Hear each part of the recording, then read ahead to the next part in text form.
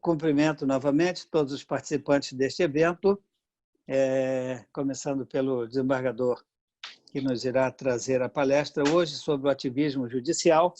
Nós estávamos conversando aqui antes. Ele é autor do livro justamente com o mesmo nome, Ativismo Judicial, o Mito e a Realidade, da editora do autor. Eu estava dizendo que ele fez o livro e, em 2011, ele me deu o livro, né? Aí eu estava aqui mexendo na minha biblioteca, achei esse livro, falei, nós vamos fazer uma live com o Pedro sobre o ativismo judicial. E me lembrei também que o doutor João Paulo esteve lá no meu gabinete, deixa eu ver que ano foi, está sem data, mas o livro é de 2018. 2018, está aqui. Também me fez uma dedicatória, então eu estou feliz de receber o livro Ativismo Judicial no Sistema Tributário Nacional. 2 obras que eu recomendo com muita alegria e por isso eu os convidei. E também a deputada Cristo Nieto, que tem se destacado na discussão desse tema, evidente que sob a sua ótica, e a vantagem é que todos nós pensamos e que todos nós queremos defender aquilo que pensamos, e isso é muito bom para o país, isso é muito bom para a democracia, isso é muito bom para o sistema jurídico, que precisa ser aperfeiçoado. Nós vivemos numa época que nos traz muita apreensão, não é? Uma época assim, muito líquida, né? muito volúvel, muito instável, parece que nós estamos pisando em areia movediça, mas precisamos, então, discutir questões como essa, e por isso nós os convidamos. E temos muita alegria, o IMB está muito satisfeito de recebê-los. E também aproveito para cumprimentar todos aqueles que aceitaram o nosso convite, estão entre nós. Não é? Esperamos que seja uma live, uma sessão de discussões que contente a todos. E, desde já, eu queria franquear eventuais perguntas que os nossos convidados tenham e solicitar que essas perguntas sejam feitas por escrito, porque, às vezes, a gente quer defender aquilo que a gente está perguntando, porque a gente já quer uma resposta como a gente gostaria de responder se a gente fosse indagado a respeito do tema. Como não há possibilidade de nós ampliarmos o quadro de debatedores e de palestrantes, nós vamos limitar a palavra oral aos 4, a partir do presidente que apenas vai mediar o encontro, mas a palavra escrita está à disposição de todos. Nós temos aí uma sala de chat, um bate-papo, todos poderão formular as perguntas. E vamos começar. Doutor Pedro, como disse, uma alegria recebê-lo e estamos ansiosos por ouvi-lo.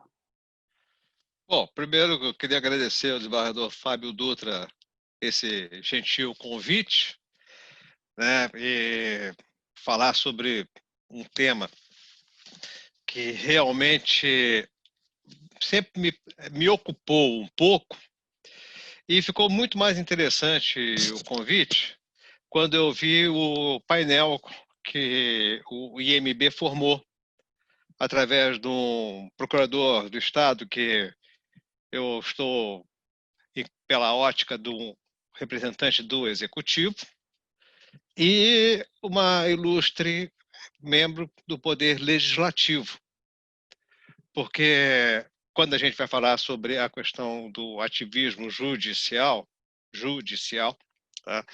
É óbvio que nós estamos englobando os 3 poderes da República.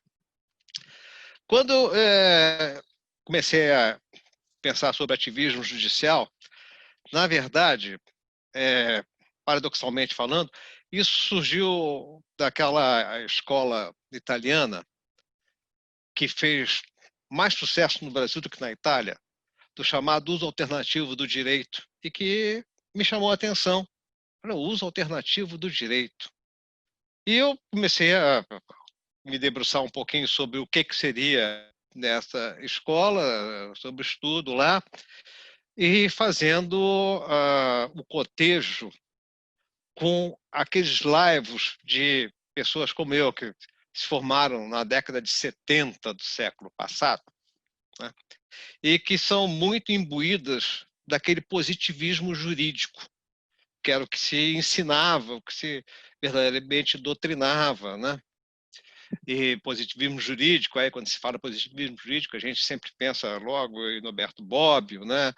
E ele dizia que era uma coisa que não se que eu fazia o link com a questão do uso alternativo do direito no sentido de estudo, sentido teórico, não no sentido da magistratura.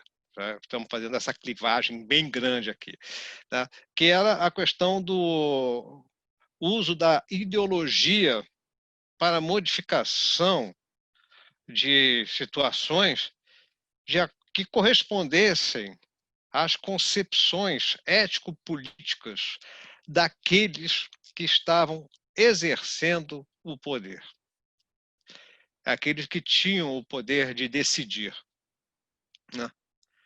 E era uma coisa assim que me chamava muita atenção, e aí eu faço a colocação temporal, social, política e econômica, tá?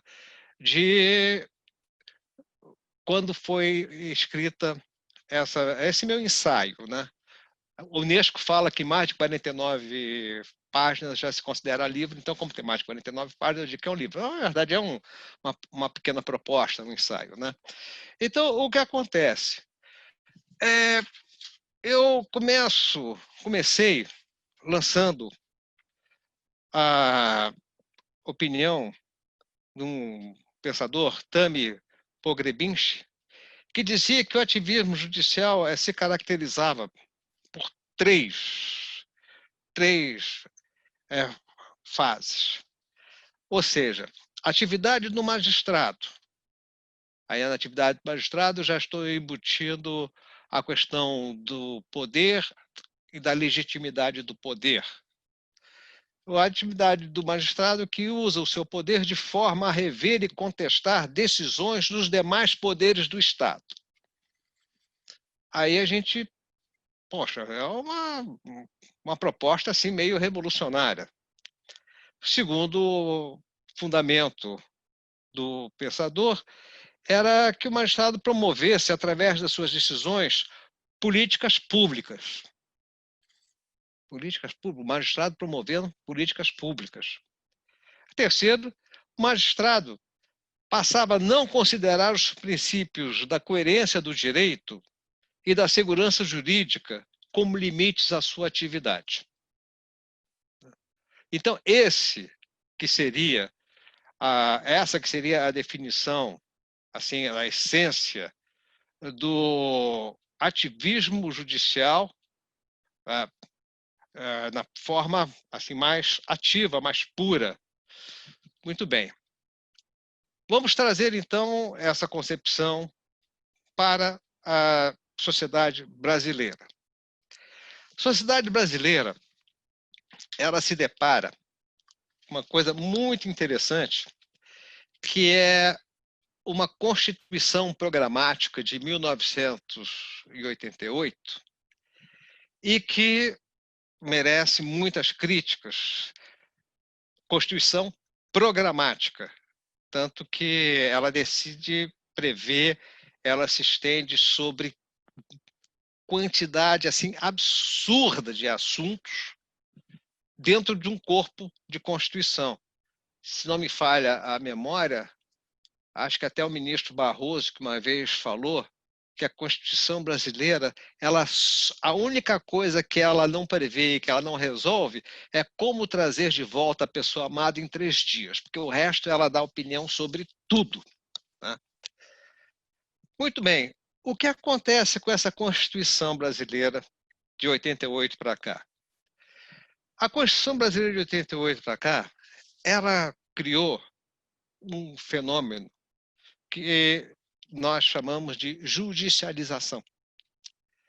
A judicialização, entendam bem, é um termo que ela que pode ser entendido, encarado com um caráter meio pejorativo, ou pode ser entendido como um fenômeno contemporâneo, né, em que você passa a ter uma previsão de direitos, você passa a ter um elenco de situações em seu favor e que criam a expectativa. Criando a expectativa, se eu tenho expectativa de direito, eu quero realizar meu direito. Se eu tenho direito a alguma coisa, eu quero essa coisa. E o que eu faço? Eu vou demandar essas coisas. A judicialização, então, e que nós juízes nos vemos às voltas, né, com um aspecto perverso dela, que é o número das demandas. E aí que entra aquele, como eu já disse, né, fala-se que o demandismo, a judicialização exacerbada, na verdade, ela decorre do caráter programático, do caráter da Constituição brasileira. E, então, vamos pedir os nossos direitos. Ora, sabemos em teoria política, que o direito é derivado da política. O direito, ele é uma manifestação da política. E aí, naquela definição que nós tivemos do ativismo judicial que eu li, já surge a primeira questão, o primeiro questionamento. O judiciário, a legitimidade e a legitimação do judiciário para decidir, ela decorre do voto? Ou ela decorre da estrutura de poder social? Porque, veja, eu, juiz, posso fazer escolhas políticas? Eu, juiz, tenho mandato para fazer decisões de cunho político? Então, se nós olharmos o ativismo judicial como muitos olham por esse viés, em que eu posso fazer política através da decisão judicial, eu já eu esbarro num obstáculo. Ou seja, eu não tenho mandato para isso.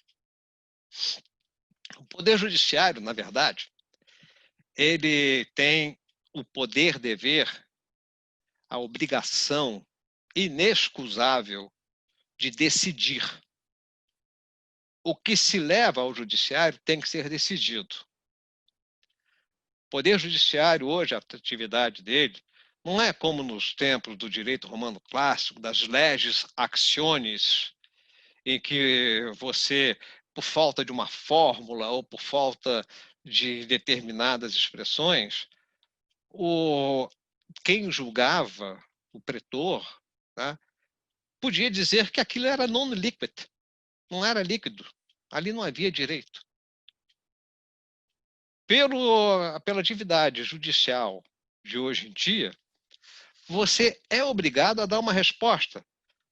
Pode ser que não seja a resposta que a pessoa queira, mas é uma resposta que você tem que dar. E essa resposta, ela tem que ser dada através de quê?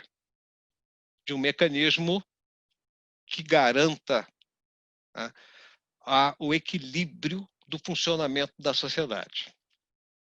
Bom, vamos lá. Quando eu estou falando desse garantir o equilíbrio de funcionamento da sociedade, eu já estou colocando o poder judiciário, a decisão judicial, né, em face da lei. Sim, óbvio, em face da lei, óbvio. Mas eu começo a colocar a decisão judicial em face de fatores exógenos, externos à lei. Eu coloco a decisão judicial como obrigatoriamente respondendo a um reclamo ou a reclamos. Seja um reclamo social, seja um reclamo econômico, grosso modo.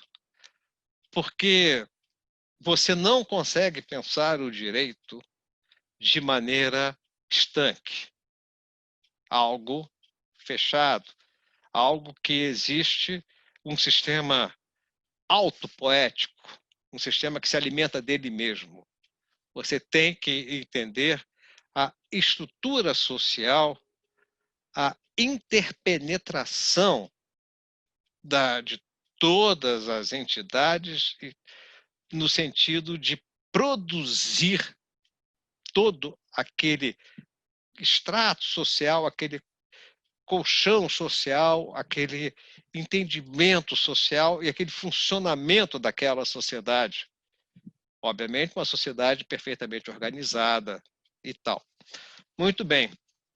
Então, quando nós chegamos a isso, começa aquela grande crítica. O juiz não é político.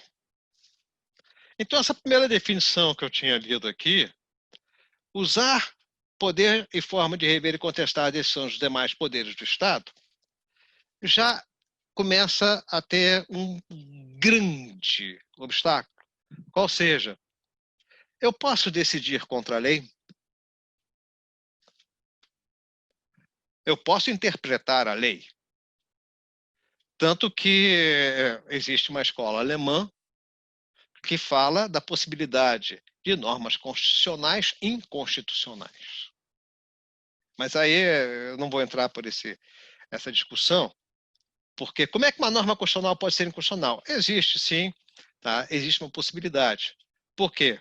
Nós começamos a mergulhar um pouco mais fundo no que seja o substrato, nos que sejam os princípios, no que seja o embasamento do funcionamento da sociedade na qual nós estamos atuando.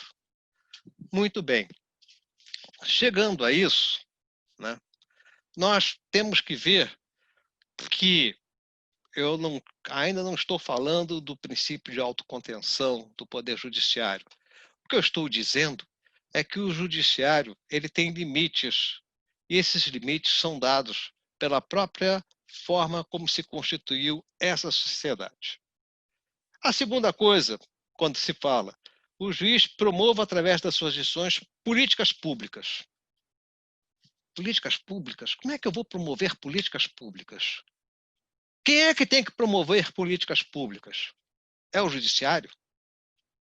Eu, juiz, chego para o administrador público e aponto o dedo e digo, o senhor tem que fazer essa obra pública, o senhor tem que adotar esta medida, o senhor tem que agir assim, assim e assado. Que é isso? Nós temos poderes pela Constituição que têm que ser respeitados. Então, esse ativismo judicial, dito puro, ele não encontra agasalho, não encontra locus para o seu funcionamento dentro da estrutura atual do Estado brasileiro. Muito que bem. Então, nós temos um sistema que funciona e nós chegamos ao ponto que o sistema vai funcionar com o executivo atuando, o legislativo criando as normas e o judiciário decidindo os conflitos. Isso é ótimo. Funcionasse assim seria muito bom, muito bem. E o que dizer, o que se haveria de dizer daqueles casos em que um dos poderes, que não o judiciário, não responde aos reclamos, não atende, não entrega, não adimple direitos que determinada parcela da população deseja. O exemplo mais clássico que eu tenho, né, é uma omissão legislativa no Código Civil.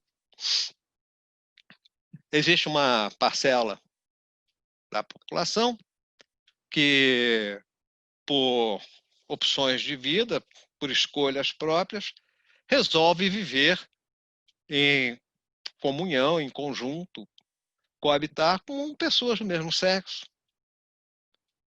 E essas uniões perduravam por décadas, havia formação de patrimônio, havia-se, às vezes, prole, havia-se isso, havia-se aquilo.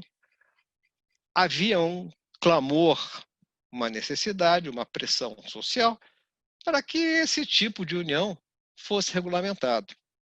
Ora, o legislador ordinário podia perfeitamente pegar o Código Civil e dizer que eu sempre chamei o casamento de contrato de casamento. Sou meio romanista quanto a isso. Tá?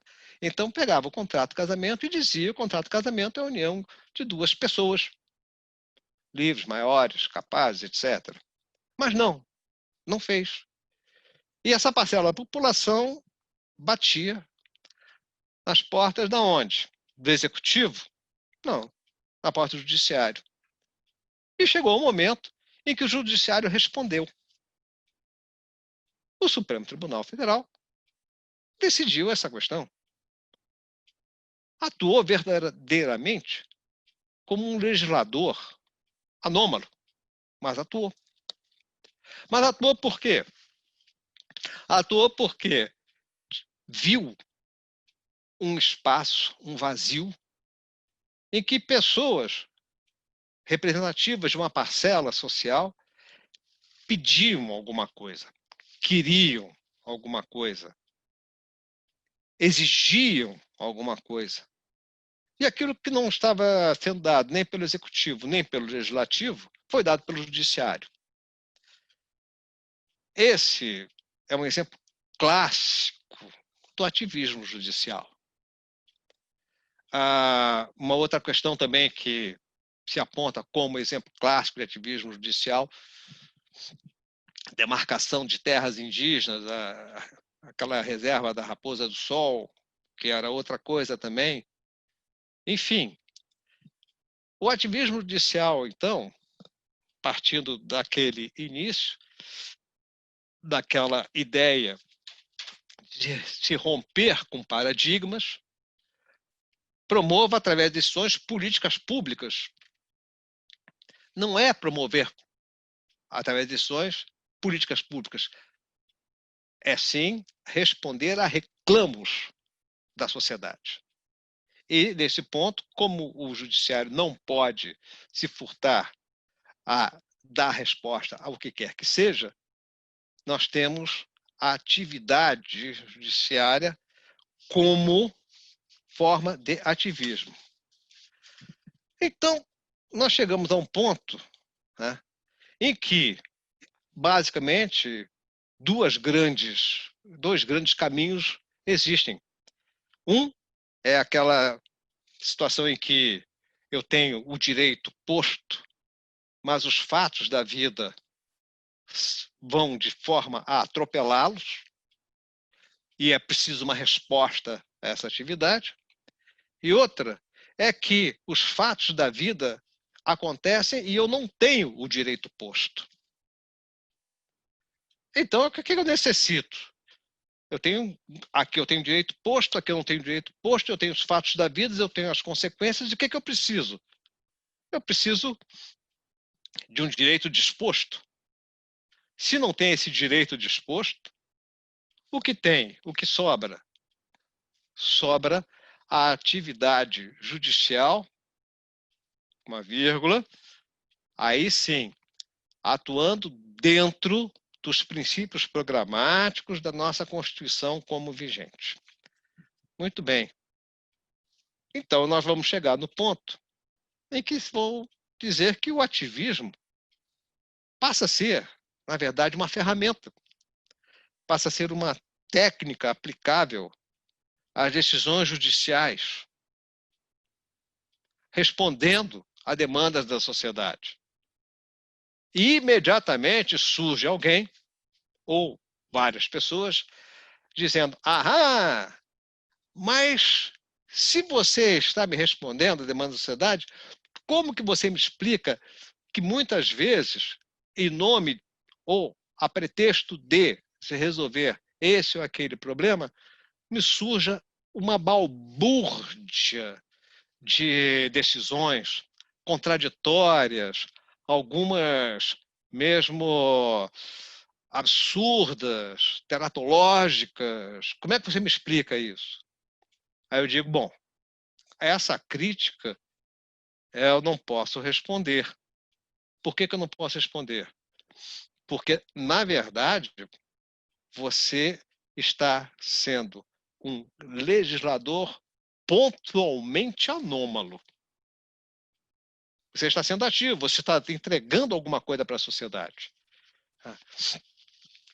Mais ainda, quando eu comecei a falar, eu mencionei o positivismo e a questão da ideologia, surgiu uma crítica que eu tenho visto, né, e que guarda muito, está bem vinculada com a época em que eu lancei a minha obra, enfim, fiz esse meu livro, tá, que dizia sobre o ataque às estruturas sociais. Mudança social através de ataques, de decisões permeadas de ideologia.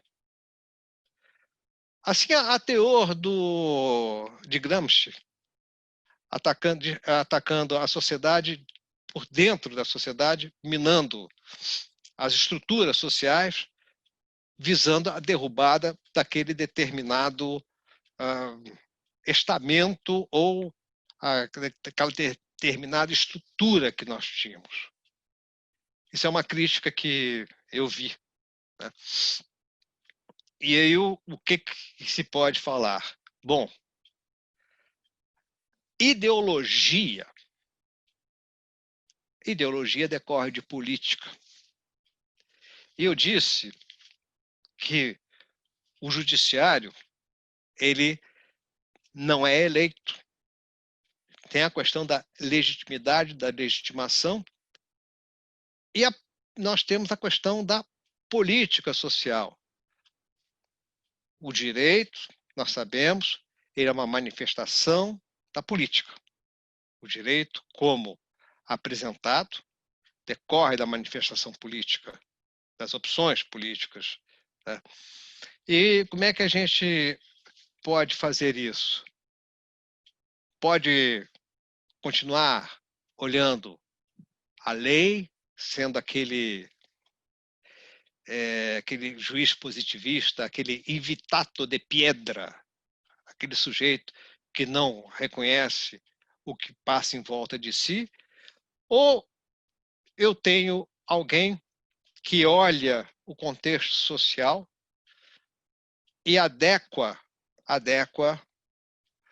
a legislação e os princípios para dar a resposta que eu preciso, a resposta que eu, sociedade, eu, grupo social, estou pedindo.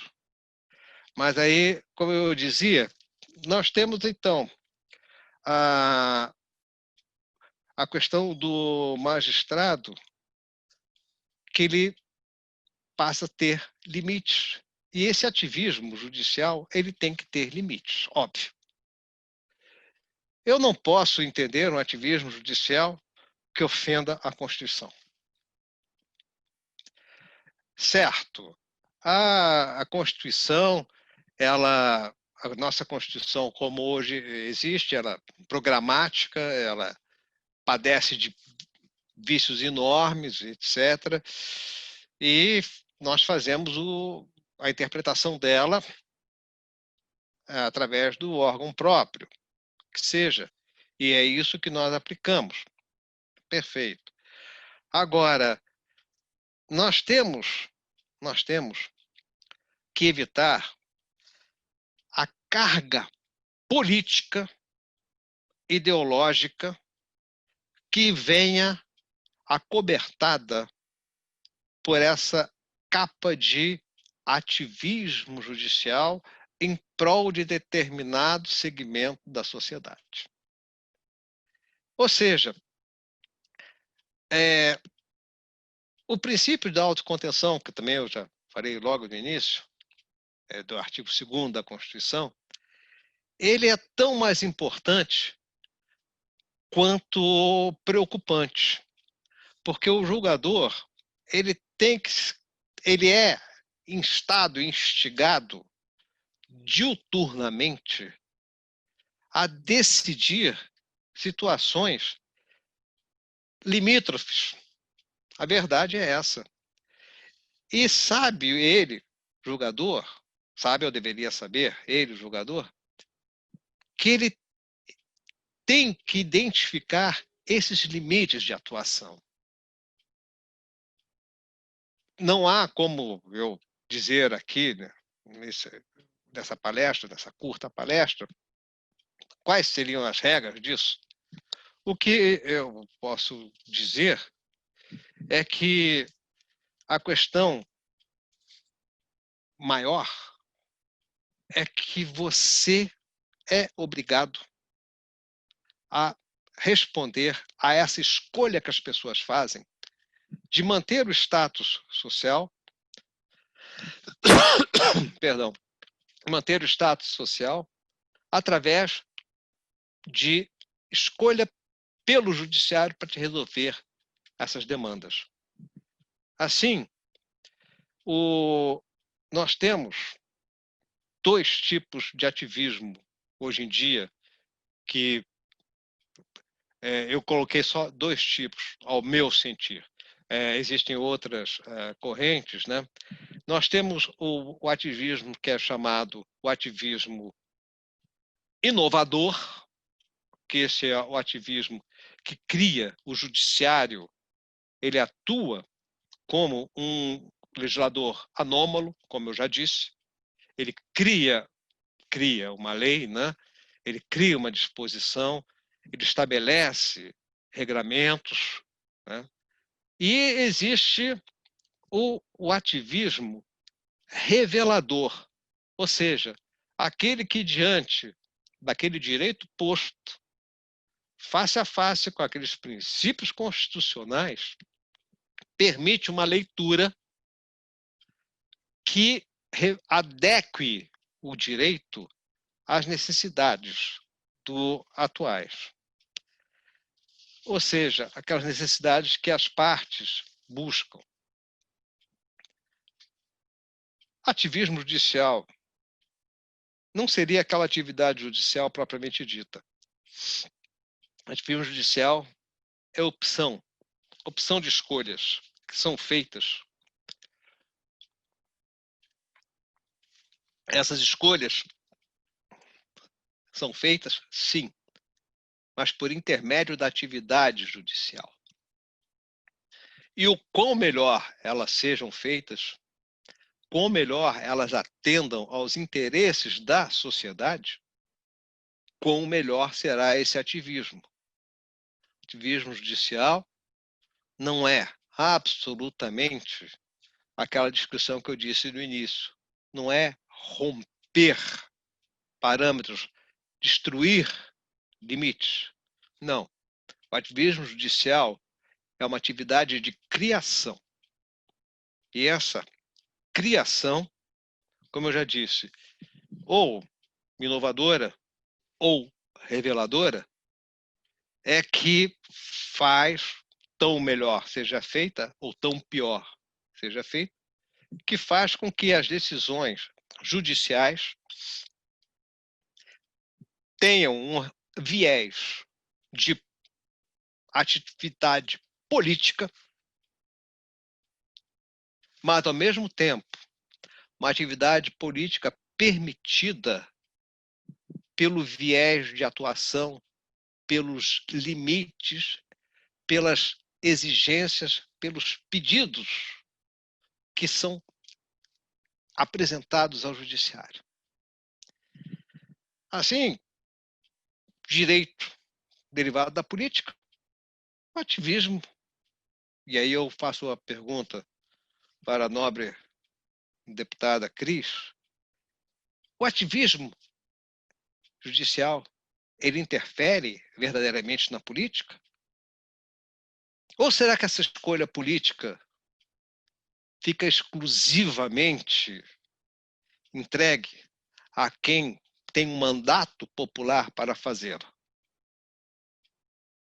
E, no momento em que essa escolha política não seja feita, a que ponto isso é devolvido ao judiciário para responder? Então, eu faço essa indagaçãozinha, tá? Porque eu fiquei muito feliz de ver que estamos com o Poder Legislativo e com o Poder Executivo aqui presente. Desembargador Fábio Dutra, eu agradeço muito o espaço. Eu não vou dizer que tenha me dado o lugar dessa fala, né? Mas agradeço muito a presença, tá? O convite, e espero que eu tenha contribuído com alguma coisa para a discussão. Nós do IMB agradecemos e as ideias são sempre bem-vindas, porque se nós não as confrontarmos, como nós poderemos encontrar o melhor caminho para a sociedade? E dos debates, dos embates, dos confrontos e das discussões é que efetivamente vão nascendo as soluções que nós procuramos no dia a dia. Eu iria passar a palavra primeiro ao doutor João Paulo, mas como o desembargador já formulou diretamente à senhora uma pergunta, eu creio que seria melhor, então, que a senhora já a respondesse e encaminhasse os seus posicionamentos desde já. Muito obrigado também, deputada. Sinta-se à vontade, por favor. Bom, em primeiro lugar, muito boa tarde a todos, quase boa noite. É uma alegria e uma honra muito grande poder participar aqui dessa reunião e também dessa palestra, né? Muito me enriqueceu as palavras do debatedor inicial. Inclusive, quero cumprimentar a todos na pessoa do desembargador, doutor Fábio Dutra, por quem tenho tanto respeito e admiração também. Inclusive, temos algumas afinidades de ideias, uma comunhão de ideias, digamos assim, né?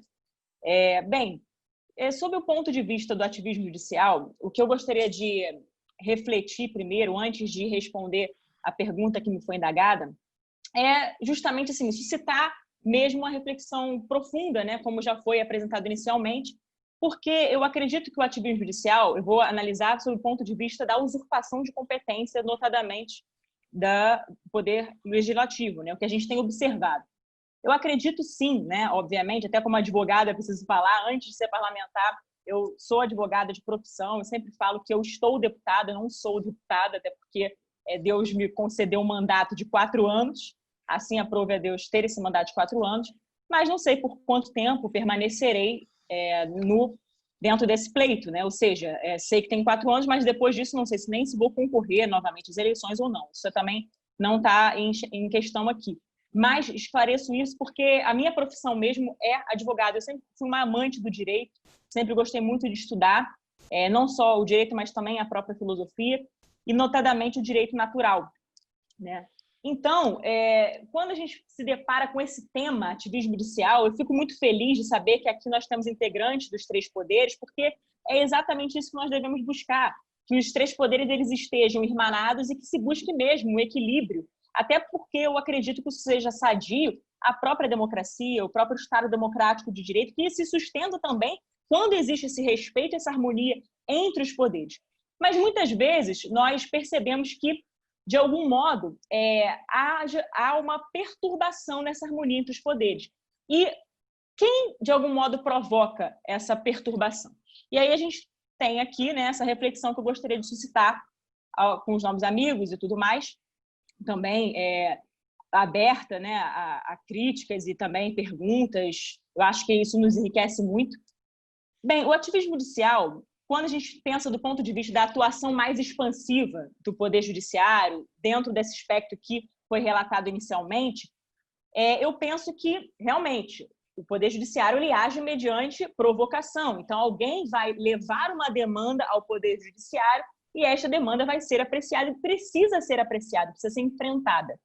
Porém, o que nós percebemos, não raras vezes, é que há um conflito. E por isso quero falar do ponto de vista da usurpação de competência. E aqui quero trazer à baila alguns casos emblemáticos. Um deles já até foi levantado inicialmente, que foi sobre a ADI 4277, que de fato alargou o conceito de família, um conceito esse que já estava ali expresso, por exemplo, no artigo 226. Aqui não é uma questão de espectro ideológico alguma, eu estou falando de uma questão fática mesmo, né? Fático-jurídica, digamos assim, uma questão bem técnica.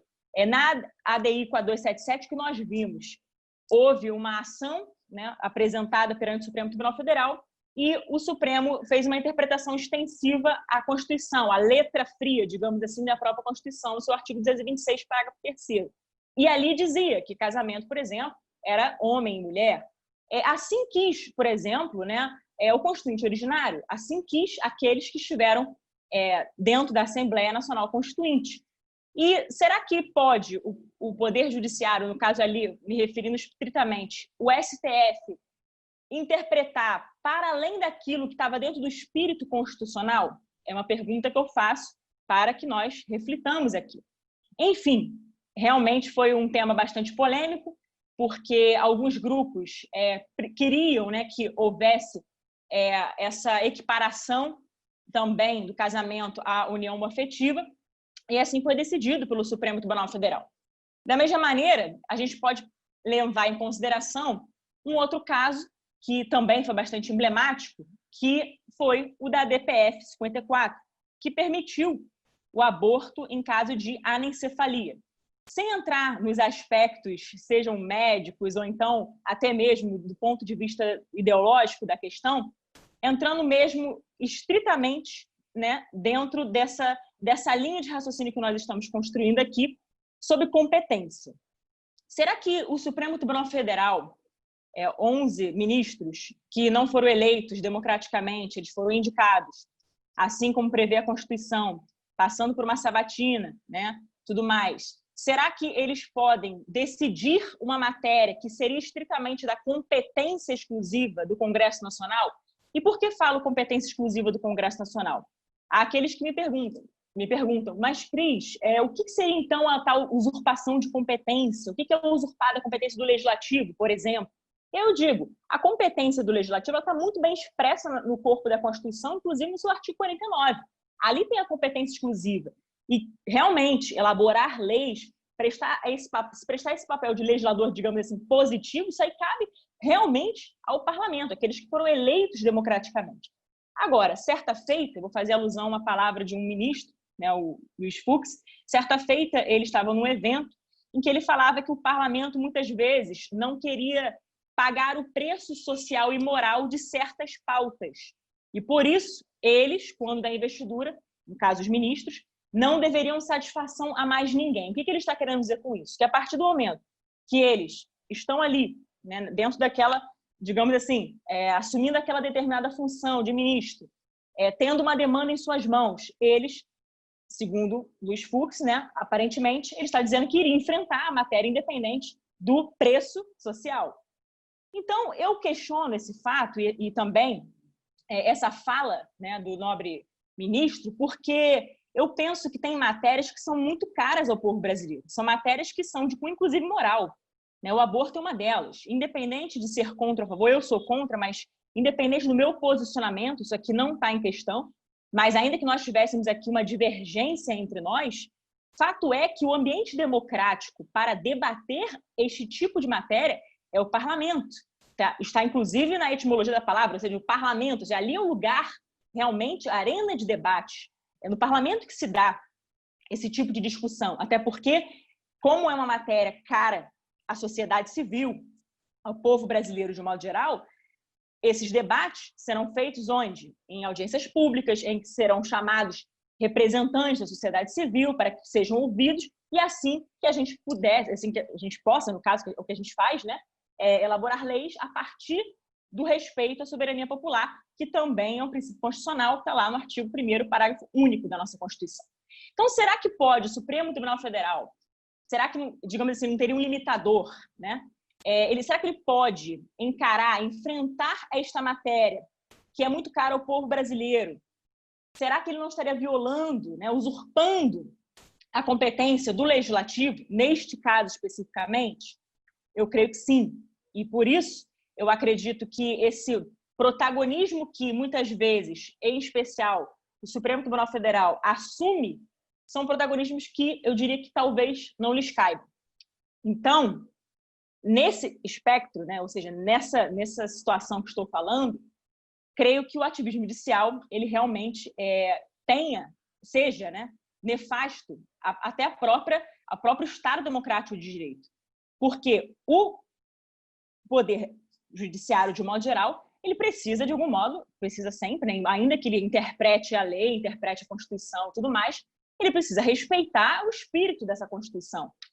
E também no sentido da lei, embora, evidentemente, tenham casos que o judiciário terá que enfrentar e que muitas vezes a gente perceba que muitas pessoas talvez não fiquem contentes, enfim, sejam matérias realmente sensíveis.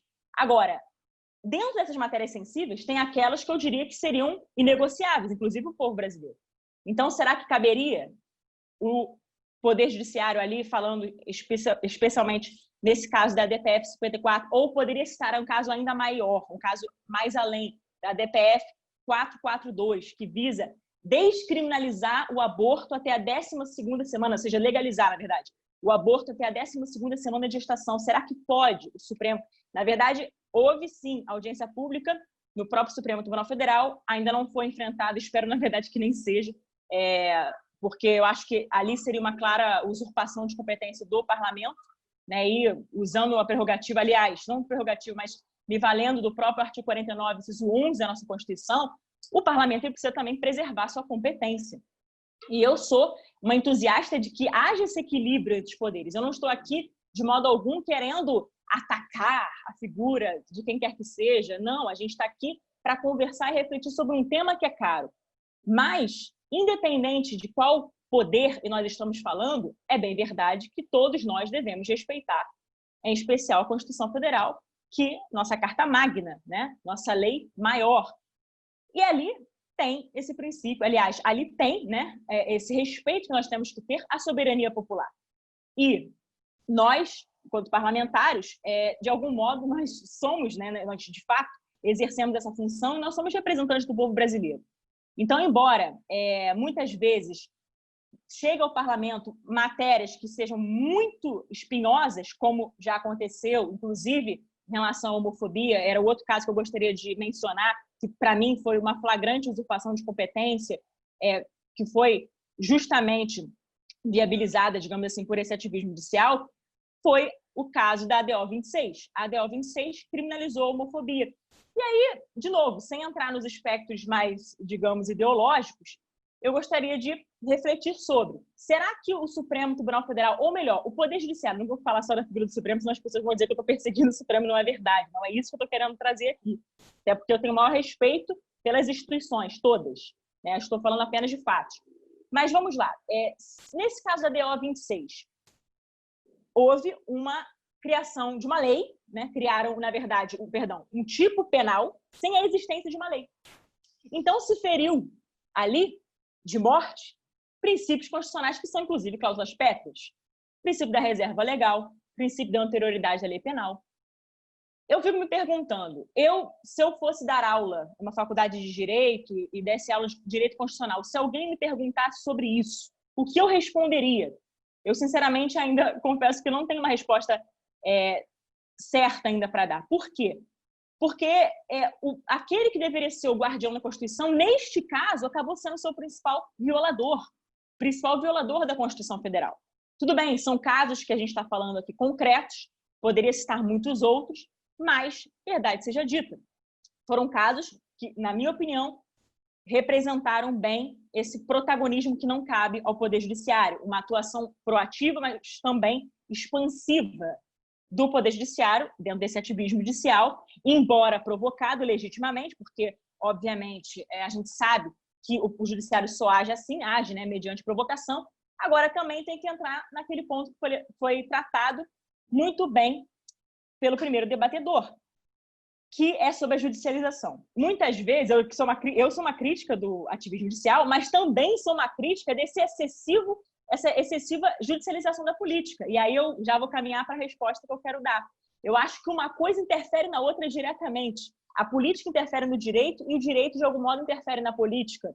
Isso porque, se a gente parar para analisar o que acontece dentro, aí eu vou falar como parlamentar, né? Dentro do espaço do parlamento brasileiro, é algo até interessante de se ver. Por que eu não concordo com essa excessiva judicialização da política? Porque, muitas vezes, nós estamos ali dentro de algum debate profícuo, um ambiente sadio, porque realmente as divergências, a liberdade de divergir, graças a Deus, nós ainda temos essa oportunidade, essa opção, né, de divergir, apresentar o contraditório, e o parlamento é para isso, para realmente nós debatermos ideias, não combatermos pessoas, mas debatermos ideias. E assim tentarmos chegar, né, a um consenso, ou então mesmo a uma boa elaboração de lei que, de fato, cumpra o seu papel e tenha a sua eficácia. Mas dentro do parlamento, nessas discussões, muitas vezes, quando determinado grupo perde no debate e no voto, o que acontece? Eles se socorrem justamente do ativismo judicial, provocando o Supremo a decidir sobre matéria que já foi vencida no parlamento. Então, às vezes, certos partidos políticos, como aconteceu na DPF 442, que foi um partido político, foi o pessoal que ingressou, que, de fato, ajuizou essa demanda perante o Supremo, a DPF 442, é exatamente um exemplo, né, claro disso, de pessoas que já tinham perdido no parlamento, quando eu falo perdido no sentido de debate, certo? E não se deram por satisfeitos, se socorreram do Supremo para tentar fazer valer aquela determinada pauta. E é curioso, né? É bem curioso essa judicialização da política, inclusive, porque isso não acontece só nessas matérias sensíveis, mas muitas vezes, quando as pessoas não aceitam perder no debate democrático, elas realmente se valem, se socorrem, se beneficiam do ativismo judicial, e aí sim, muitas vezes, diretamente no Supremo Tribunal Federal. Então, eu sou uma crítica dos dois. Sou uma crítica tanto do ativismo judicial, enquanto usurpação de competência, né, seja do Poder Legislativo ou do Executivo também. Aqui a gente poderia citar um caso emblemático que aconteceu sem entrar no ponto de vista se eu concordei ou não com o nome. Verdade seja dita, a gente está aqui falando de fato. Então, a suspensão da nomeação feita pelo presidente da República em relação ao diretor da PF, independente de gostar ou não do nome, não estou entrando no mérito da matéria, mas, sendo uma prerrogativa do presidente da República, será que poderia o ministro do Supremo Tribunal Federal suspender essa nomeação? É a pergunta que fica. Da mesma maneira, poderia citar o ministro Barroso, que uma vez, até achei muito interessante as palavras, né, dele nesse sentido, porque denotam muito o que a gente gostaria de dizer aqui, né? Ele disse certa vez que, com a boa manipulação da Constituição, tudo era possível. E aí casa exatamente com o que foi dito no início, que a Constituição, ela por ser extremamente prolixa, realmente ali é altamente principiológica, axiológica, tem uma carga axiológica muito grande. Agora, na interpretação desses princípios, quem faz a interpretação dos princípios? Eu também chamo a atenção, sem entrar muito no mérito, mas só para agregar, né, nosso debate, nossa reflexão, eu chamo a atenção para o próprio princípio da dignidade da pessoa humana. Eu tive a oportunidade de ver diversas, sejam centenas, decisões judiciais que usavam o mesmo princípio para denotar coisas antagônicas. Exemplo, já vi princípio da dignidade da pessoa humana para defender autorização para aborto e já vi princípio da dignidade da pessoa humana para impedir a prática do aborto. Então, o mesmo princípio sendo interpretado de uma forma diversa, de forma contraditória ainda por cima, né, para legitimar, né, algo que será que é possível e por que é possível também. E aí vem exatamente essa frase do Barroso, que na ótica dele, né, ou seja, com a boa manipulação da Constituição, tudo é possível. Então, dá-lhe manejar os princípios como ao bel prazer daquele que está interpretando. Ou seja, eu entro na resposta já, né, ao nobre amigo que me perguntou sobre essa questão da interferência, né, da política. Muitas vezes, com todas as vênias, eu acho, sim, que há uma espécie de convicção pessoal e talvez ideológica, enfim, ou política, que possa ser expressa dentro da própria decisão. E falo isso com base também no próprio ministro Barroso. O ministro Barroso, ele, quando apresentou o voto dele na ADI, na verdade, a 5581, né, a ADI 5581, que foi a última que foi julgada desse espectro, né, que tratava do aborto, era aborto em caso de microcefalia, realmente foi sepultada a ADI 5581 por uma questão técnica, porque não havia legitimidade ativa, ou seja, pela ilegitimidade ativa da parte autora, óbvio, né, elas não tinham competência e também legitimidade para ingressar com esse tipo de ação, com uma ADI, por isso foi sepultado. Então, foi uma questão meramente técnica, decidida pelo Supremo. Mas, em que pese essa decisão, né, o ministro Barroso, ele, que acompanhou o voto da relatora, o que ele fez ali dentro do seu voto? Ele apresentou reflexões. Ele fez ressalvas. E dentro do seu voto, que eu fiz questão de ler com muito cuidado e até apresentei um artigo científico, né, digamos assim, para questionar alguns pontos que ele abordou. Na verdade, eu fui bem detida no voto dele. Eu fui, digamos, contrapor o voto dele, mas isso num artigo científico. Então, fiz isso livremente. Eu achei curioso porque ele já manifestava o seu posicionamento a favor do aborto. Ele já dizia exatamente o que ele pensava. E deixava claro ali que a própria Suprema Corte não poderia se furtar de decidir uma matéria como essa. Ele deixou isso claro no voto. Basta os amigos lerem ali na ADI 5581. E aí eu pergunto, dentro de um voto de um ministro do Supremo, ou seja, uma decisão judicial, é lugar para reflexões? É lugar para se debater, digamos assim? Eu acredito que o ambiente propício, seja um artigo, até mesmo um blog e tudo mais, ou então um debate aqui muito sadio que nós estamos tendo, acho fantástico. Agora, dentro de um voto, ele já fez praticamente um julgamento antecipado. Ele antecipou um mérito de uma matéria que pode ser que seja julgada posteriormente, como, por exemplo, a DPF 442. Então, eu sou uma crítica desse tipo de atitude, desse tipo de comportamento, que eu acho que, de algum modo, pode ser, sim, nocivo ao Estado Democrático de Direito, que demonstra um ativismo e também, mais ainda, demonstra que, enfim, estão colocando ali convicções pessoais e ideológicas dentro de uma decisão que deveria ser imparcial e isenta. Então, é isso que eu combato. Desse modo, eu acredito, né, que o ativismo judicial, que tem sido combatido não só por mim, mas como muitos outros, o ativismo judicial ele coloque ali em risco a nossa democracia, a nossa ordem constitucional, também porque, de algum modo, fere o artigo 2º da nossa Constituição. E por isso que eu fico muito feliz e honrada de participar de um evento como esse, doutor Fábio, porque aqui nós temos representantes, né, que, embora com opiniões sejam divergentes ou não, ainda que a gente tenha toda a comunhão de desígnios e de opiniões, não tem problema, ainda que houvesse divergência, a gente está aqui como representante, cada um de um poder. Isso é fantástico, porque é exatamente isso que eu vejo, que eu gostaria que fosse o retrato da democracia, o retrato, né, que a gente gostaria de vislumbrar para o nosso Estado de Direito. E não talvez um Supremo agigantado, e aqui eu estou batendo muito na tecla do Supremo, porque, infelizmente, os casos que eu citei, todos eles foram no âmbito do Supremo Tribunal Federal. Então, antes que alguém diga que eu estou com uma perseguição ao Supremo, não é verdade, é somente porque eu ilustrei esses casos que estão sendo totalmente tratados mesmo no âmbito perante, né, o Supremo Tribunal Federal, esses casos que eu citei, certo?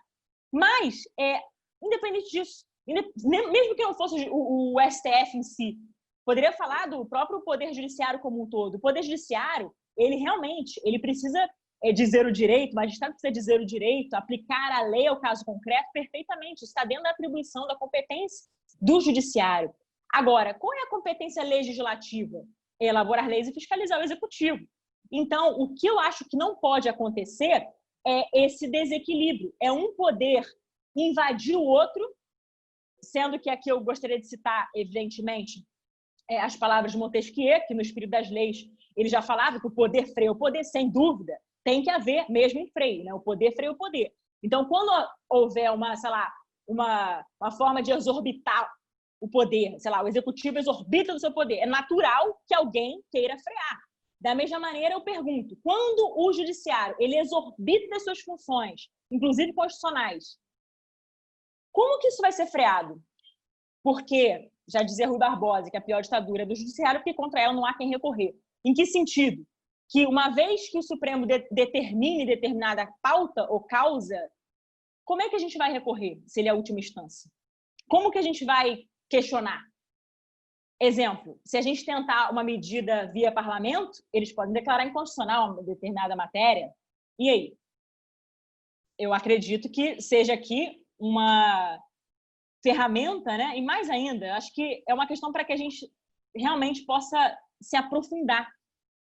Porque se a gente quer realmente buscar a harmonia entre os poderes, se a gente quer que o Estado democrático de direito ele sobreviva, não pode haver esses excessos que há. Quando a Constituição de 88 ela foi promulgada, é bem verdade que se preocuparam, sim, com a contenção dos abusos do Executivo, tanto que estávamos vindo de um regime militar, estávamos passando por um processo de redemocratização, então a Constituição, claro, os constituintes da época se preocuparam com isso. Da mesma maneira, colocaram ali as preocupações com os abusos, excesso do poder legislativo, mas o judiciário, eu acho que naquele momento, talvez ninguém tivesse pensado que um dia poderia haver, talvez, o agigantamento de uma determinada instituição. Então, hoje eu acho que nós temos uma macrocefalia do judiciário, sim, de algum modo. São muitas demandas que chegam ao judiciário, muitas delas que talvez não precisassem ser objeto, de fato, de demanda judicial. E eu sei que os nobres amigos precisam enfrentar as matérias, mas e quando essas matérias são atinentes à competência de outro poder? Será que cabe, desculpa a expressão, atropelar esse outro poder? Ou será que valeria uma outra estratégia de ação, uma outra medida? Eu creio que sim, né? Quando a gente pensa não só, né, na questão da abstrativização do controle difuso, ou então no que acontece não raras vezes, é que, por exemplo, o STF declara inconstitucional uma lei municipal, sei lá, que proíbe questão de gênero nas escolas. O que tem acontecido? Eles têm decidido, mas o artigo 52, inciso 10º da Constituição, que eu saiba, ele não está sendo cumprido, porque não está sendo ali notificado o Senado Federal para definir a matéria. Então, é exatamente a minha crítica aqui. Quando eu critico o ativismo judicial, é justamente porque eu busco a preservação das competências, em especial, claro, aqui, sem demagogia nenhuma, do próprio parlamento. Porque o parlamento, muitas vezes, os parlamentares, não o parlamento em si, né? As pessoas, enfim, quando eu falo parlamento, me refiro aos parlamentares em si, que representam parcela da população. Eu não represento o Brasil inteiro, impossível. Tudo bem, os parlamentares representam o povo brasileiro, mas aquela parcela que nos elegeu. Então, quando eu vou ali, por exemplo, votar uma determinada matéria, eu vou ver os interesses do povo, os interesses majoritários do povo. Só que eu fui eleita por um determinado nicho. Então, eu preciso respeitar o nicho pelo qual fui eleita. Certo? Isso em respeito à soberania popular, inclusive. A população, ninguém vai decidir uma matéria que a população seja radicalmente contra. Isso não faz o menor sentido. Da mesma maneira, se nós fôssemos aprofundar ainda, até para caminhar para o fim, que eu acredito que já tenha extrapolado um pouquinho o meu tempo, mas não podia deixar de falar sobre isso. Quando a gente pensa sobre votos e tudo mais, até mesmo a decisão política, digamos assim, de tirar uma matéria de pauta, muitas vezes é submetendo a pressão popular, porque nós somos submetidos, nós somos sujeitos à pressão popular, e isso é muito natural da atividade parlamentar. O parlamentar que não quer receber pressão, é melhor nem concorrer às eleições. Se o parlamentar não quer dar satisfação, não quer prestar conta do seu mandato para o povo, é melhor nem concorrer às eleições, ao pleito. Não é. Porque é muito comum, né, das nossas atividades legislativas, esse intercâmbio, essa interface, esse contato direto com o povo, tentando ouvir as demandas. Isso eu diria até que é uma bem-aventurança do político, ouvir bem as demandas e tentar ser fiel a essas pautas que, de fato, não só as pautas de campanha, mas as pautas que levaram com que ele fosse eleito.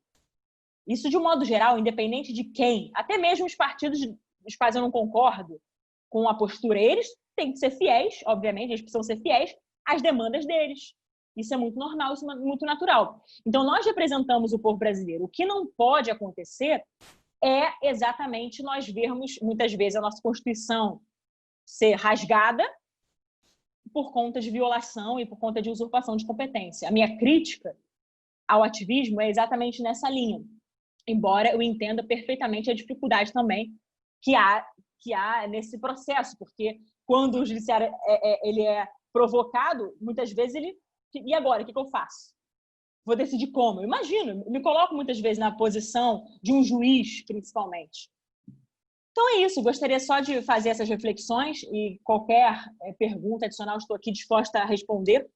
Não sei se respondi a contento a pergunta, mas fiz questão de fazer uma reflexão um pouco mais ampla, apresentar um pouco mais do meu ponto de vista, da minha ótica, e aqui deixando muito claro, mais uma vez, que muito me honra esse tipo de evento, eu espero que aconteça inúmeras vezes, porque é uma forma que a gente tem de trocar experiência, né? E perceber que, por exemplo, o Instituto da Magistratura do Brasil, de Magistrados do Brasil, ele está preocupado, né, de algum modo, com o que está acontecendo com o nosso país. Nós temos que olhar o fato social, nós temos que olhar tudo que nos acontece para tentar buscar, de forma bastante profícua, adequada e com muito debate também, as soluções para os problemas.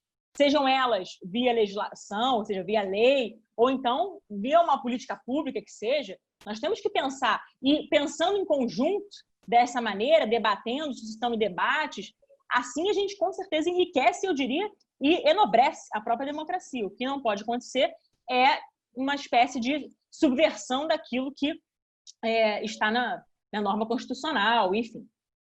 Esse é o meu ponto, né? E estou aqui à disposição para quaisquer dúvidas e também esclarecimentos adicionais.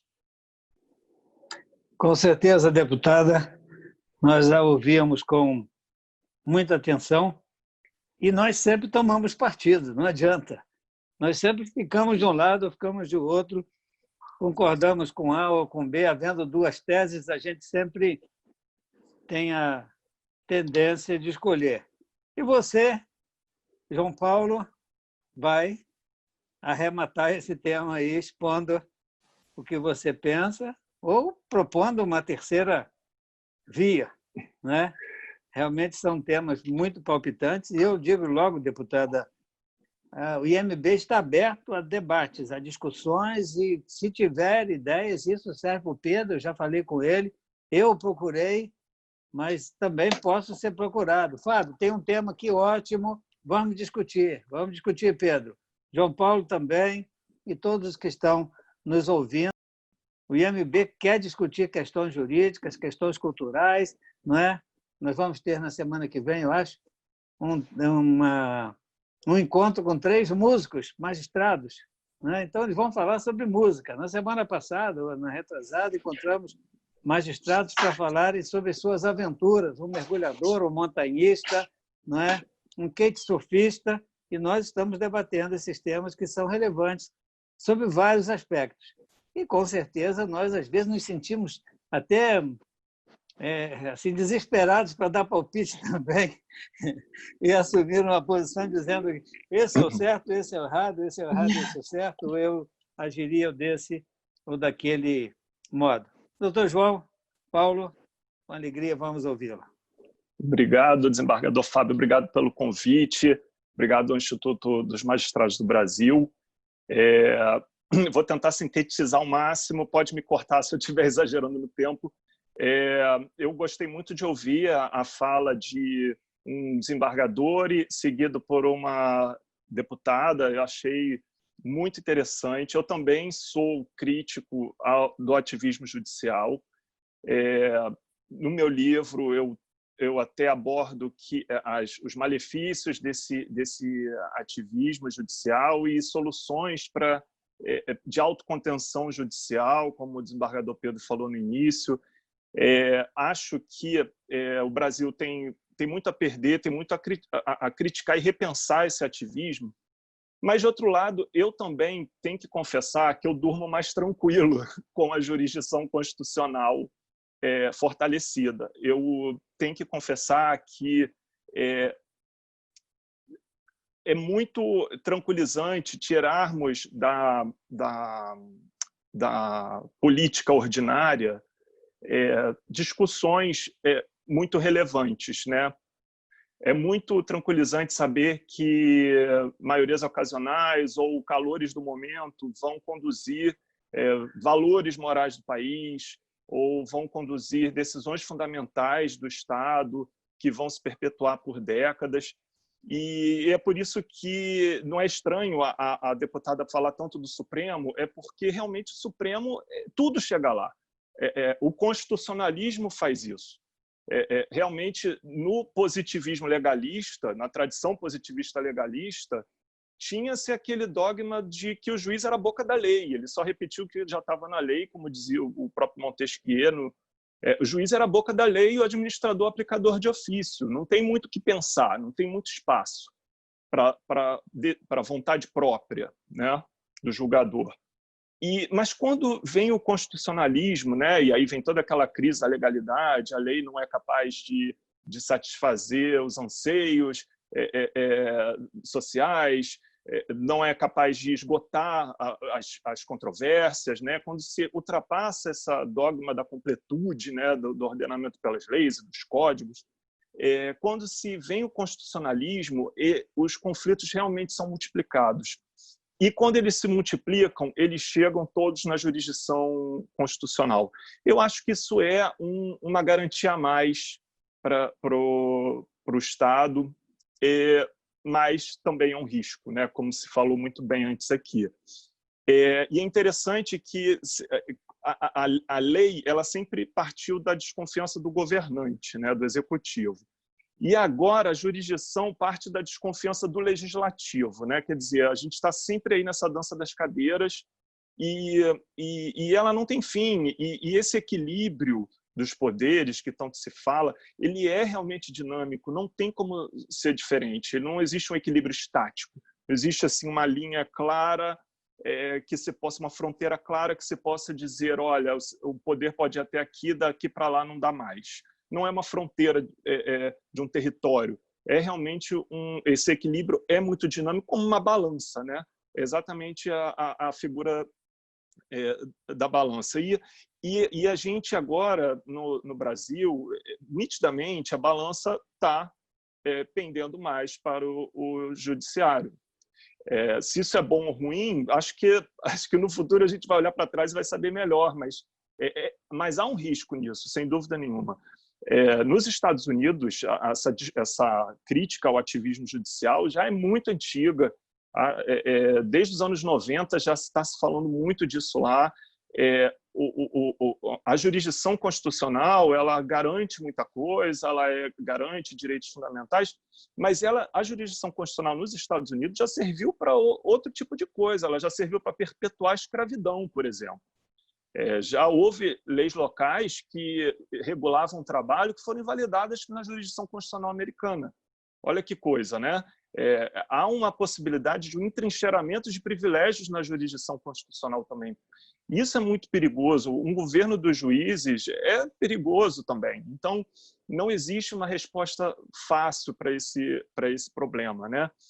Mas eu confesso que eu também fico tranquilo com uma jurisdição constitucional forte, né? A gente viu nos últimos anos uma força normativa dos princípios crescendo, a gente viu uma concretização de normas programáticas, o mandado de injunção, que agora já tem outro efeito, tanta coisa que evoluiu, né, nos últimos anos, e direitos sociais, a sindicabilidade dos direitos sociais, possibilidade do cidadão ir a juízo e fazer valer o seu direito à saúde, tanta coisa que se fortaleceu, né, mas tudo na vida tem dois lados, né? Trouxe também muito problema. Eu fico preocupado de ter, sem dúvida nenhuma, a interpretação constitucional não é monopólio de ninguém.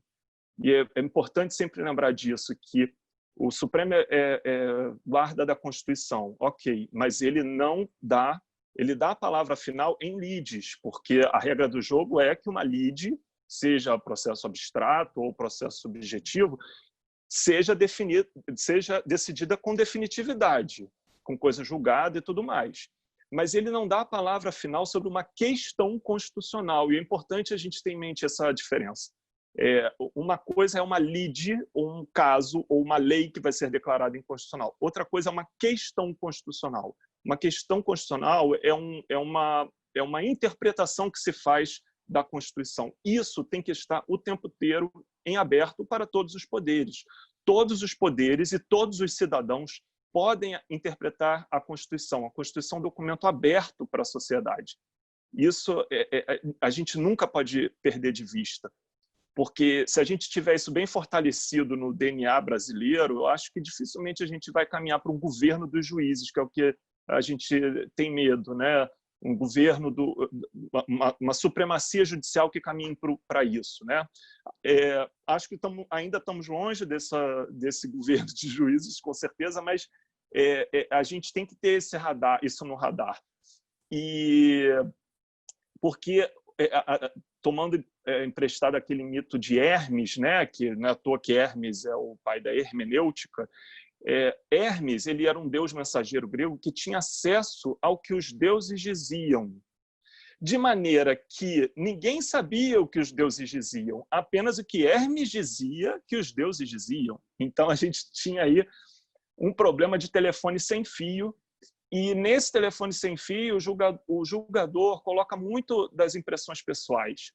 E isso é o que me preocupa. Eu acho que é isso que esse ativismo, sem dúvida nenhuma, é uma posição, uma escolha, uma posição pessoal do julgador, e que deve ser feita uma autocrítica, né, caso a caso, para que, a pretexto de se garantir um direito fundamental ou uma norma constitucional, ele não esteja colocando uma interpretação pessoal ali naquele julgamento. Esse é o perigo da supremacia judicial, ou seja, é o risco da politização da justiça, porque ele está substituindo a vontade popular pela dele.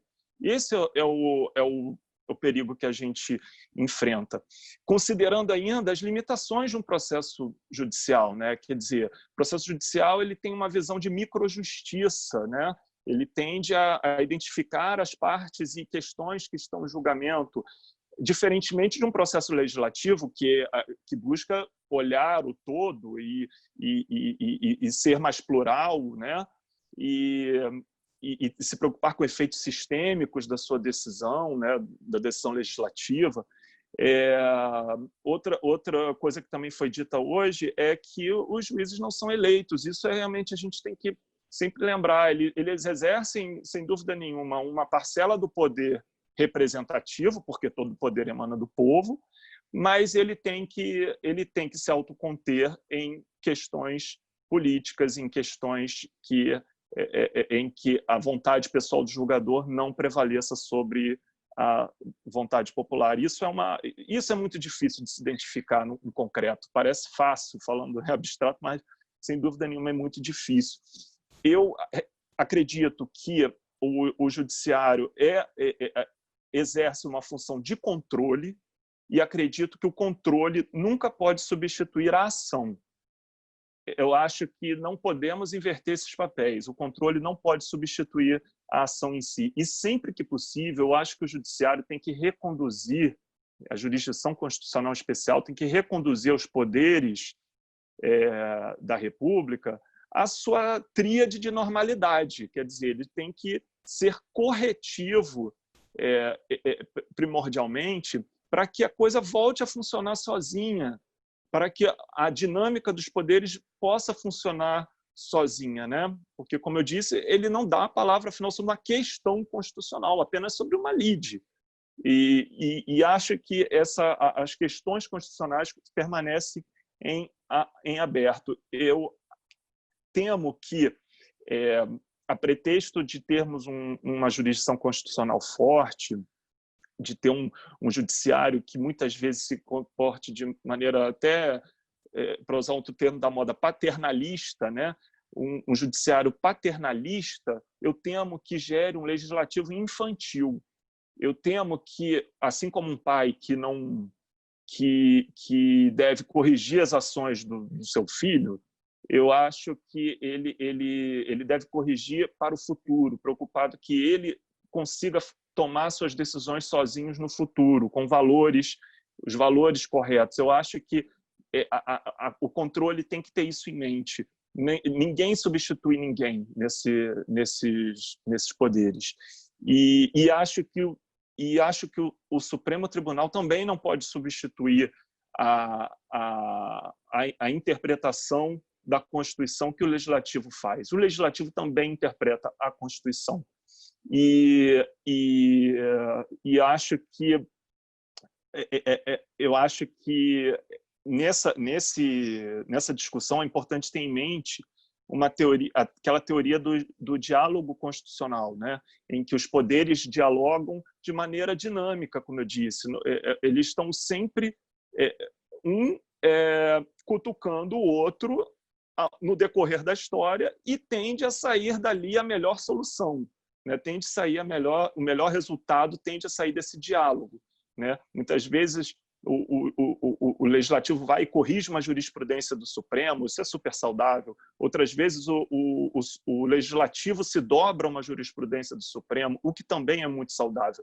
Então, é um diálogo, uma dinâmica que está em constante funcionamento.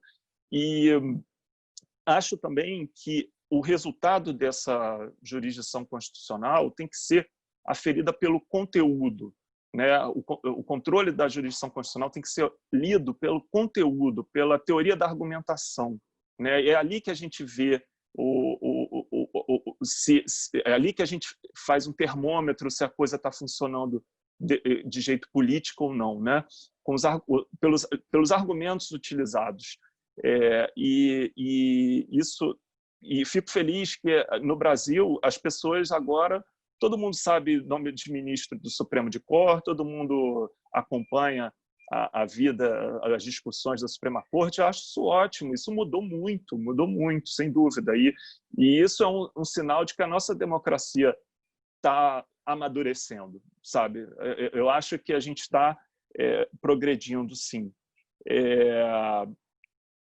Enfim, essas eram algumas considerações, mas eu, apesar de ser um grande crítico do ativismo judicial, eu fico muito tranquilo com uma jurisdição constitucional forte, porque eu fico sempre lembrando daquele outro mito do Ulisses e as sereias, né? Em que Ulisses, navegando, pede para a sua tripulação amarrá-lo no mastro do navio, pedindo que quando passasse pelas sereias ele não se encantasse pelas sereias e se afogasse, né? Eu acho que a jurisdição constitucional é contramajoritária, ela está aí para incomodar e ela está aí para nos trazer de volta para o verdadeiro sentido da democracia, né? O respeito à autodeterminação, o respeito às minorias, o respeito também da vontade popular.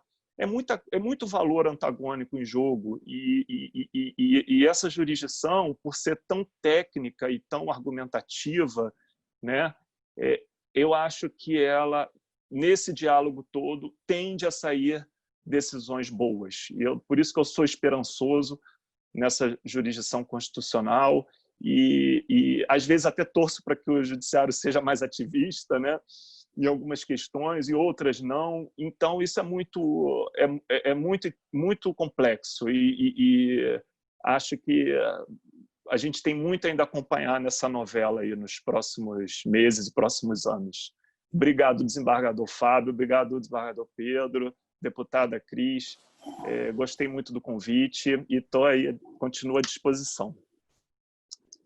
Eu que agradeço, o IMB que agradece, doutor João, sua intervenção, evidentemente, narrando o seu posicionamento, com o qual eu não comungo muito, não. Eu sou obrigado a reconhecer que eu temo muito, embora eu tenha ouvido dizer os estudiosos e os que se aprofundam teoricamente em temas como a inexistência de direita e esquerda, que isso acabou. Ora, se acabou, não me contaram, porque eu vejo a direita e a esquerda lá na Arábia Saudita, eu vejo a direita e a esquerda lá nos Estados Unidos, eu vejo a direita e a esquerda aqui no Brasil, e eu vejo um Supremo hoje que é fruto de uma esquerda fechadinha, de baixo em cima.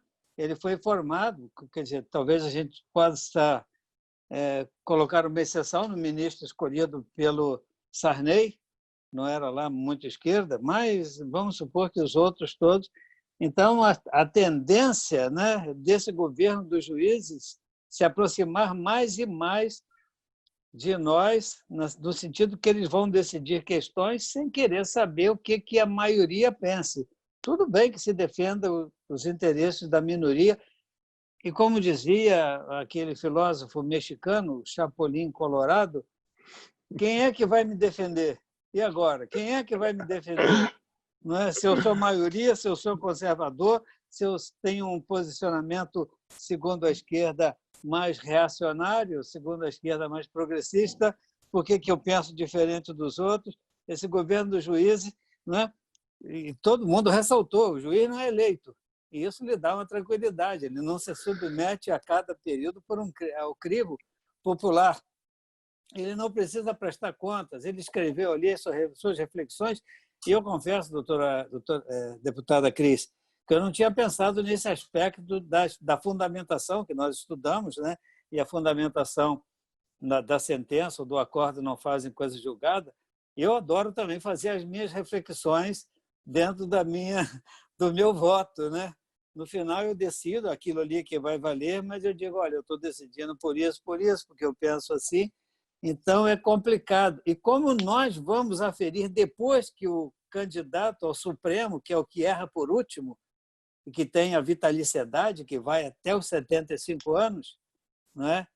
Então, nós estamos amarrados. Se não houver um limite, um balizamento ali, não é? Nós vamos ter a modificação, porque quando o legislativo não decide, não é porque ele não está, às vezes,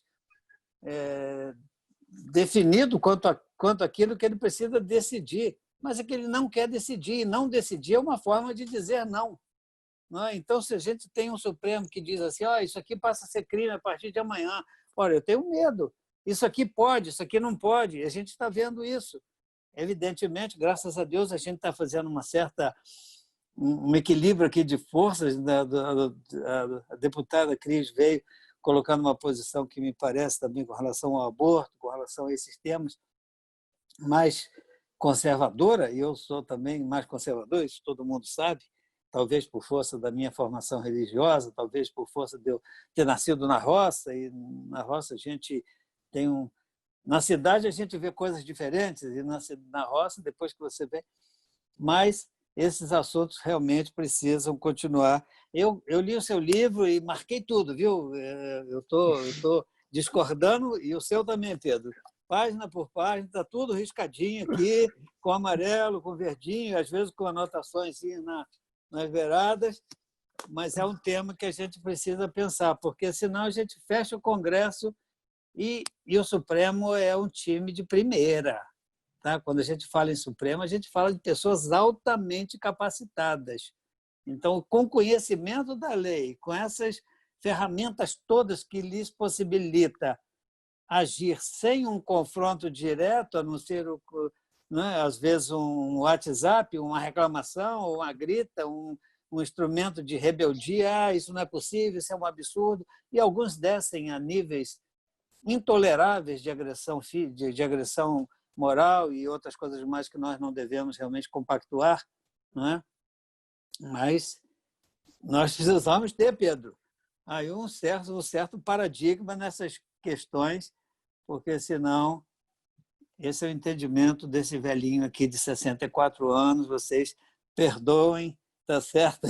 Mas isso me dá medo, né? Na medida que o Supremo pode errar por último, na medida que o Supremo não tem os mecanismos de confrontação popular, porque cada deputada, a deputada, quando ela diz que tem que dar contas ao seu nicho, né? E essa grande maioria, às vezes, eu nem estou me referindo porque a capacidade de lobby das forças, né? O mercado ele atua, as igrejas atuam, os mecanismos querem se ver funcionando, né? As Forças Armadas e não sei o quê, a gente fica meio perdido nesse contexto. Tá certo? Mas agradeço enormemente a participação de todos. Pedro, você quer falar mais? Tá. Desembargador Fábio, eu realmente eu ouvi com muita atenção o posicionamento da deputada. Ela fez um apanhado muito interessante e que é objeto de reflexão. O procurador de Estado também, eu gostei da abordagem dele. Não existe uma coisa unitária, não existe nada que seja unívoco, é tudo multifacetado, né? Agora, a única coisa que eu gosto de dizer, né, porque me interessa muito a discussão, me interessa muito aquilo que a gente esteja colocando, né? E às vezes eu tenho aquele prazer de ser o agente provocador, né? E aí eu vou me despedir da nossa conversa, pela minha parte aqui, fazendo uma reflexão. Eu não sou propriamente o defensor do ativismo, eu vejo o ativismo com os seus prós e seus contras, mas o mais interessante para mim, e aí eu estou pegando um gancho do que disse a deputada, né, é que o ativismo, como eu disse que era uma ferramenta, né, ele podia ser talvez entendido não como uma manifestação do judiciário, mas sim como manifestação de uma parcela da população apresentada pelo judiciário. E esse é mais ou menos o meu viés de colocação da matéria. Só isso que eu queria dizer. Agradeço a presença e eu tenho que dizer que eu acho que ganhei mais do que forneci. Muito obrigado a todos. Deputada, quer falar? Perguntar se deputada quer falar, né? Na verdade, só queria renovar meu agradecimento, né, a oportunidade de estar aqui, esse espaço cedido para um debate que eu considero sadio, profícuo e, para mim, foi extremamente enriquecedor. Aprendi muito, eu até ia fazer uso da palavra, né, considerando aquilo que o desembargador que me antecedeu falou, eu concordo plenamente. Para mim também foi exatamente isso, né? Eu acho que eu ganhei muito mais do que forneci.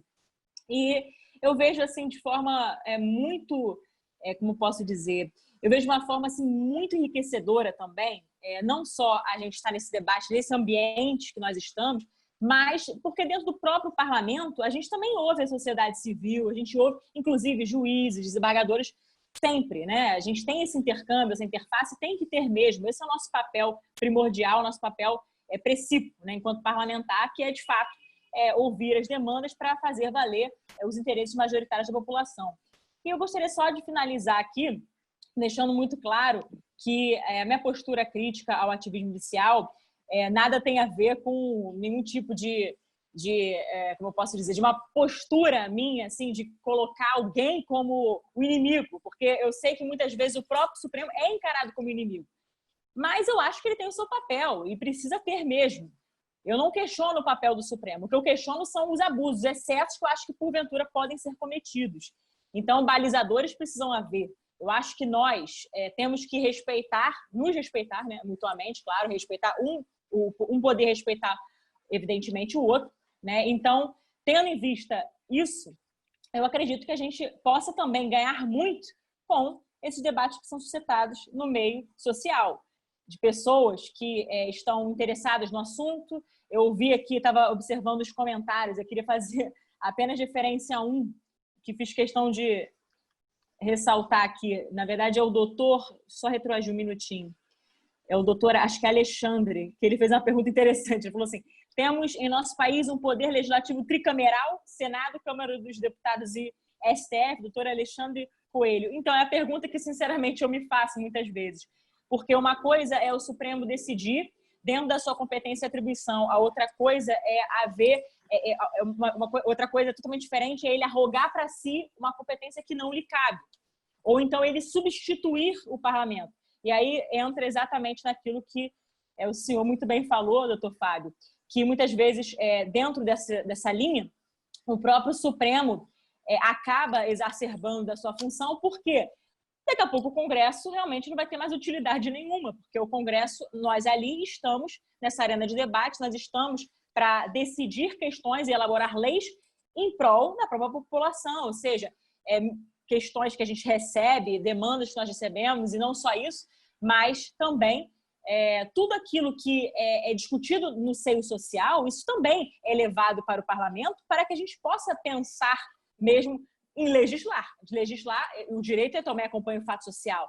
Agora, nem sempre nós conseguiremos refletir, ou melhor dizendo, nem sempre as matérias que são votadas no âmbito do parlamento agradarão a todos. Várias vezes eu mesma fiquei descontente com matérias que foram votadas. Ontem mesmo, preciso dizer, eu fui uma das poucas, uma das únicas, na verdade, eu me posicionei contrária, não ao Fundeb, mas eu dou só um exemplo, né? Mais a constitucionalização dessa matéria, porque eu acho que a nossa Constituição já é muito prolixa, vai colocar mais uma matéria dentro da Constituição, sendo que poderia ser regulamentada por lei ordinária. Que aí, em possíveis ajustes futuros, necessidades que nós tenhamos de alterar, seria muito melhor por via de lei ordinária do que por uma emenda à Constituição, que é, obviamente, muito mais engenhosa, muito mais demorada, não só pela sua proposição, né, na hora de apresentar, que precisa de 171, no mínimo, né, deputados assinando, ou seja, 1/3 dos deputados para apresentar, e depois também o quórum qualificado em 2 turnos, ou seja, 3/5, né, para aprovação da matéria. Então, assim, algo engenhoso. Então, aquilo que pode ser decidido por lei ordinária, eu particularmente prefiro do que constitucionalizar tudo. Então, eu fui uma crítica, por exemplo, de constitucionalizar aquela matéria do Fundeb. E recebi altas críticas de vários segmentos. Meu eleitorado entendeu e concorda, acredito que em grande parte, mas de outros segmentos da sociedade, que no caso, eu acredito que, óbvio, nem todos eu represento, isso é natural, recebi várias críticas. Então, isso está dentro do processo democrático. A gente não tem que ter medo da crítica, a gente não tem que ter medo de falar aquilo que a gente pensa, defender o nosso ponto de vista.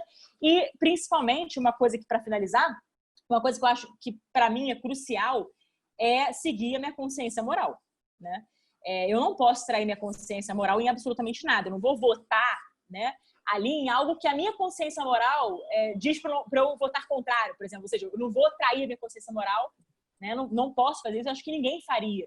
E quando eu disse sobre as decisões judiciais, doutor Fábio, eu me referia principalmente à antecipação do voto, ou seja, ele, de algum modo ali, naquele caso específico, da ADI 5581, as reflexões que ele fez, ele já demonstrou o caráter dele favorável, né? Ou seja, ele já fez a antecipação de voto dele numa possível, quando vier, enfim, espero que não, mas quando for apreciada a DPF 442, eu já sei como é que ele vai votar, óbvio, todo mundo já sabe. Então, foi nesse sentido. Eu não acho que a gente não tenha, no caso, os magistrados não possam colocar ali suas reflexões, porque isso faz parte também, e eu acho até que enriquece o voto, sem dúvida. Mas eu acho que também tudo na vida, né, como o meu caso parlamentar, eu também estou aqui diante do computador, uma declaração de voto por escrito, que é o de ontem, né? Eu fiz a minha declaração. Então, eu fiz reflexões também, mas para justificar exatamente o meu posicionamento. Então, isso é muito natural, isso faz parte. O que eu acho que tem que ser cortado, ceifado, é justamente os excessos, aquilo que é considerado abusivo, ou então aquilo que pode, inclusive, fragilizar a própria democracia. É isso que eu acho que a gente precisava e precisa, né, refletir para tentar combater no bom sentido da palavra, né, e assim pensar numa solução sempre melhor para o nosso país, para os nossos queridos brasileiros e assim por diante. E muito obrigada, doutor Fábio, pela oportunidade. Agradeço a todos os debatedores, doutor Pedro, o procurador também, que eu confesso que esqueci o nome, me desculpa, eu sou péssima de nome. João Paulo. Doutor João Paulo, independente de possíveis divergências, eu acho isso fantástico, porque é um diálogo que é necessário, né? E também a gente está sempre aprendendo. Eu acho que a gente tem que ter sempre a humildade de aprender com o outro. Então, para mim, foi essa experiência que nós tivemos aqui. Muito obrigada. Deus abençoe a todos. Nós agradecemos. Doutor João Paulo. Eu, assim como o desembargador Pedro, eu gosto sempre de pensar nos contrapontos e achei bem enriquecedor o que a gente falou hoje aqui. E vamos sempre ter em mente esse diálogo constitucional entre os poderes, que é um caminho do meio entre o juiz Hércules, que é um mito, e a lei como encarnação da vontade popular, né? Vamos ter isso sempre em mente. Eu agradeço, doutor João Paulo. Deixa eu só fazer uma referência aqui às perguntas ou aos comentários que foram feitos, né? Então, temos parabéns ao IMB pelo excelente evento e BDE do Gustavo, que daqui a pouquinho estará iniciando uma live também. Todos estão convidados. IBDE, Instituto Brasileiro de Direito da Empresa, todos estão convidados. Também a juíza Jaina Rebussi Desanetti, do Paraná, cumprimentou a todos e manifestou a sua alegria pela excelente exposição, parabenizando o IMB. Muito obrigado em nome do IMB e aos expositores. Ativismo, demandas ideológicas, seja elas políticas ou judiciais, religiosas, etc. Então, está se manifestando aqui o senhor Alessandro Leite. Bárbara Falcão, parabéns ao desembargador Pedro Raguenet pela exposição importantíssima. Alessandro Leite, novamente, a Constituição é interpretada literalmente. Então, qual é o método científico que devemos usar no juízo da magistratura?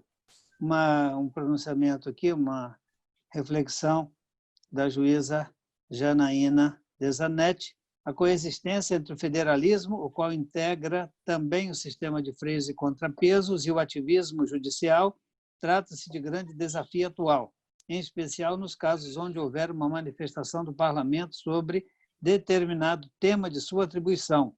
Penso que a atuação judicial é de ser restrita, limitada ao aspecto processual, entre parênteses, processo legislativo, e não meritório. A deferência aos demais poderes é necessária à convivência democrática. O André está lembrando aqui, no dia 28, na próxima terça-feira, nós teremos um evento intitulado O Psicopata e a Resposta Penal. Então, teremos um neurologista, um médico, que vai falar sobre esse tema, e dois magistrados. Né? Excelente debate, a Vera Quindeco, parabéns aos participantes. O Alexandre Coelho falou a questão aqui que já foi abordada pela deputada. Marcelo Piragibe, nosso colega, magistrado de Minas, excelente debate, debatedores, muito enriquecedor. Parabéns ao IMB pela live. Gostei, ótimas reflexões. Aprendi muito, parabéns. Também o doutor Alessandro Coelho, novamente falando sobre o nosso evento, para o qual todos estão convidados, próximo dia 28, às 17 horas. Então, esses são os comentários. Todos vocês, debatedores e palestrantes, estão de parabéns. Reafirmo a alegria do IMB de recebê-los. Temos ideias diferentes em alguns fatos, outras nós caminhamos no mesmo sentido. O importante é que estejamos juntos debatendo essas ideias, procurando aperfeiçoar e aprimorar aquilo que nos cabe. E no IMB, o que nos cabe é disseminar a cultura jurídica e convidar os nossos associados, amigos e interessados nos temas à reflexão. Pedro, obrigado, parabéns mais uma vez. Deputada, obrigado, parabéns mais uma vez. João Paulo, obrigado, parabéns mais uma vez. O IMB é de vocês. Sejam bem-vindos sempre que quiserem. Desejo a todos uma boa noite e reafirmo minha gratidão.